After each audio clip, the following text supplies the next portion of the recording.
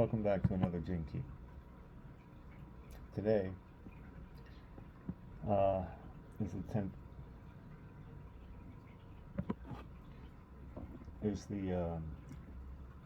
10th Genekey. Being at ease. It's an interesting one. Um, it's about being, simply being, the city of being. And the shadow of the city here is self-obsession. And the gift that brings us back into being is naturalness. Now, I'd like to see where I've been doing a lot of exploration, and I want to go into the shadow, find how it can manifest in our life so we can identify and say, when we feel these things emerging in us or situations, we can connect to the city, and through applying the gift, I'm led to believe we are able to break patterns,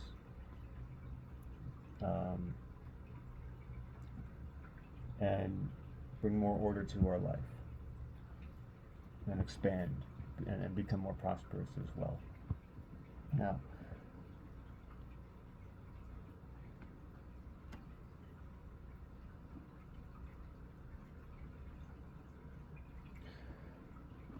this Genekey focuses a lot about self-love. And there's a lot of levels to that. And I think there's a lot of confusion about self-love as well. You know, we need self-love because we're a person, and we need to set boundaries and know what's right for us, and take care of ourselves, and know what makes us happy, and what's going to fulfill us in this life.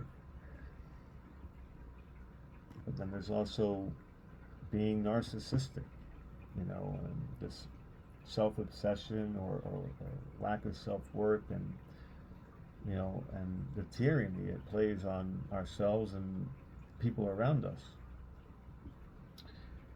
And how do we move through all of this? Well, it seems as though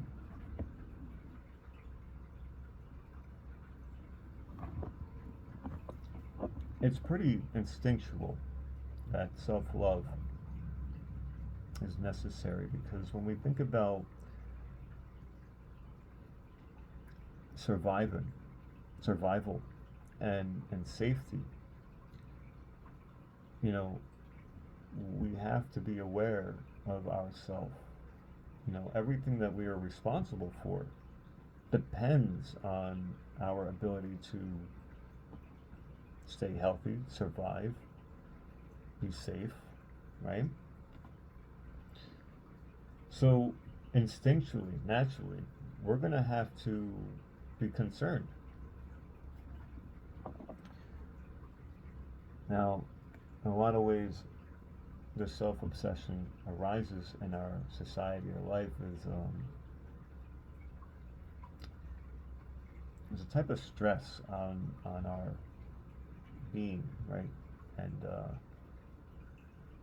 And we're challenged with these survival or fear-based situations, and one of which is the repressive nature, which is self-denying.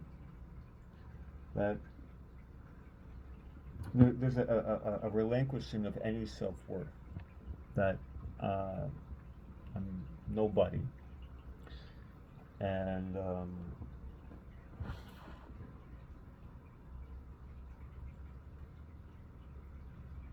so there's no growth, actual growth. There's no real connecting to anything or anyone, because there's no one there to connect with. And then the opposite, the reactive nature is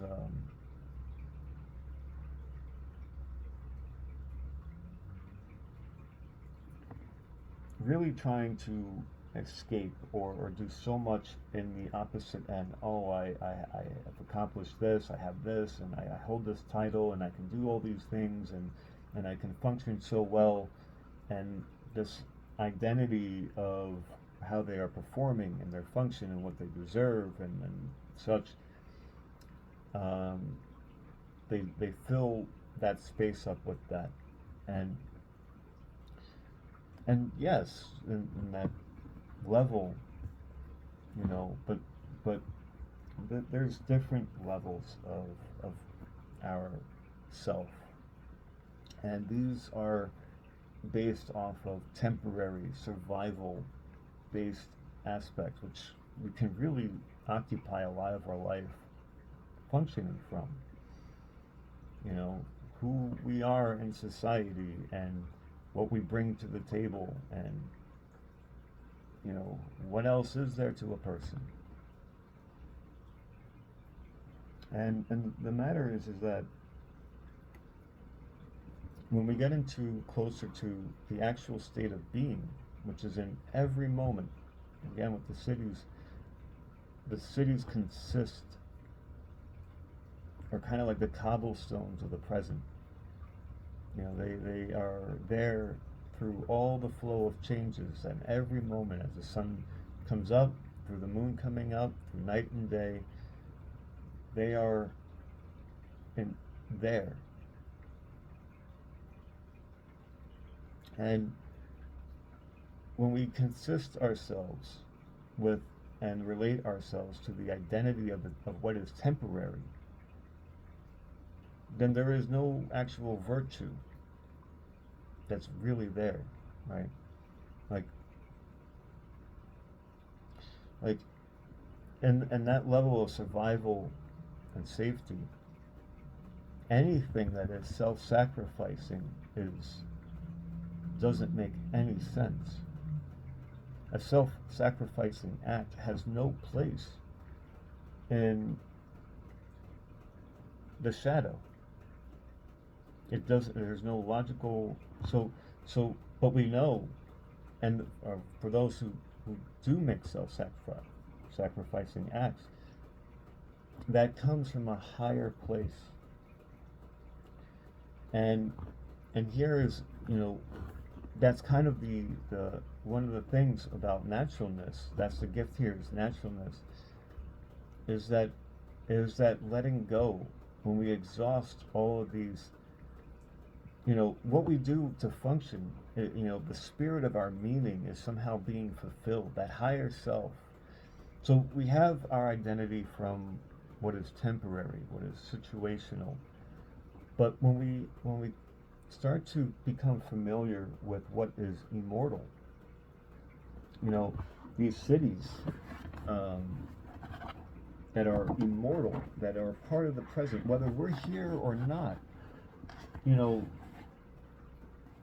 we have valor, divine will, wisdom, rebirth, harmony, through stillness, through every generation, through every person.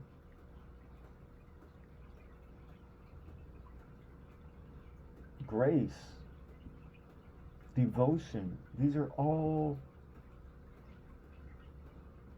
immortal characteristics, and when we sit and start to connect with a place like this,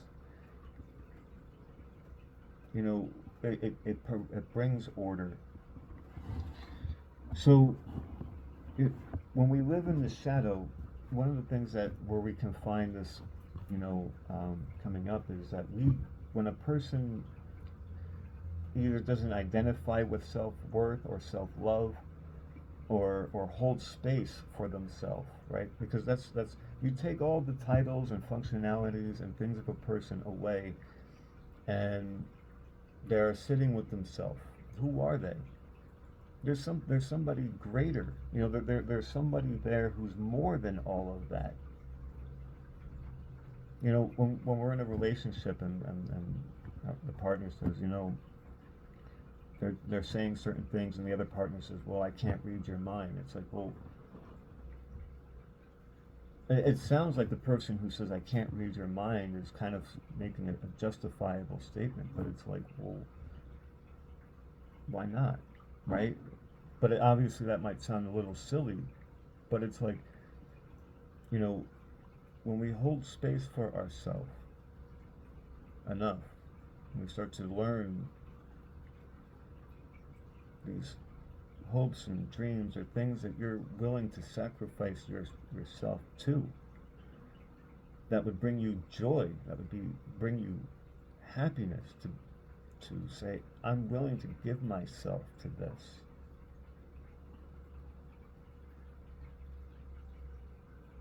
And you can hold space for another person of what they're willing to do and where their heart remains, and who they are and what makes them happy, and do they even know what makes them happy? Can you see what makes them happy in ways that they might not? How much space can you hold for another person? You won't find this on the shadow. It has no place there. There are two different ways. One is out of fear and our ability to secure ourselves in that fear. Another is seeing what is. You know, I'm not sure what is more of an initiating way to get into the gift, into the city, is doing something self-sacrificing, which is quite a transcendent act, because we're going against our own like our own survival. That goes completely against that, or when something breaks our heart, because from there we go, oh, I didn't know that was going to hurt me, and then nothing else maybe really matters. There's a deeper meaning that comes to the surface and says, wait a second, I can't just function. There's something there that needs my attention to connect with. And this brings us ever closer to the city of just being, where there's even a deeper layer behind what we're willing to sacrifice for, is this deeper place of being. It's, you know, what comes to my mind a lot when I think about it is it's like a flowing river, and you know, when we sit in the river, we can easily be taken by the river, and we are going with the flow and all the changes that are going on. But when we start to really feel and be the whole river, right? Like, how does that, like, the passing moment is the river, and the passing moment is going to bring up things within us: anger, frustration, joy, grief. But they are temporary, and the more we can be and connect to being, we can see those aspects of the self temporary coming, and by the time they even get to us, we'll know where they are going. And this is another example about how when we perform and connect in the gift or in the city, it brings natural order into our life, and we can have a greater capacity and function, be higher functioning, because the shadows are almost resolved before they even get to be of concern. You know, when we're focusing on the moment and our what we're trying to achieve in the world without ourself, that's not from a place of who we are. Everything is part of our identity.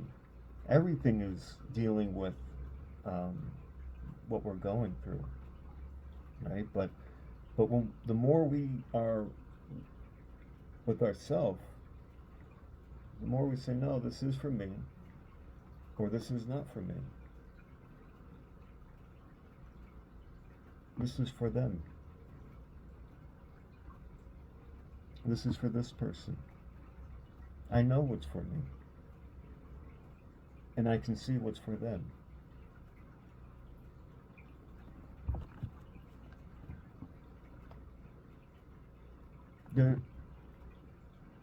The shadow will always be fear-based thinking.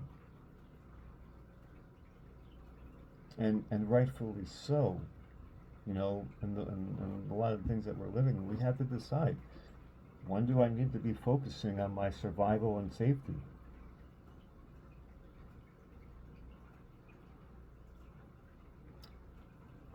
But also, what are we willing to sacrifice ourselves for? What's worth it? Not out of like, oh, I gotta sacrifice. Like I'm happy to. I live for this cause. I want to do this. I sacrifice myself every day for it already by spending my time and energy. So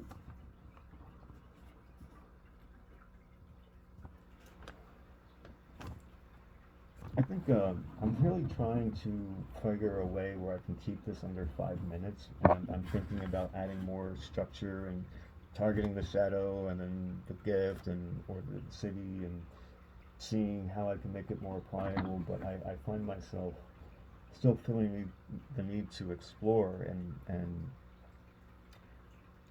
brainstorm while I'm kind of going into this. So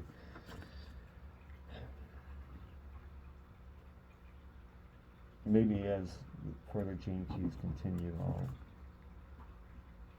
get some type of system here. I think that's all I really have to say on this one.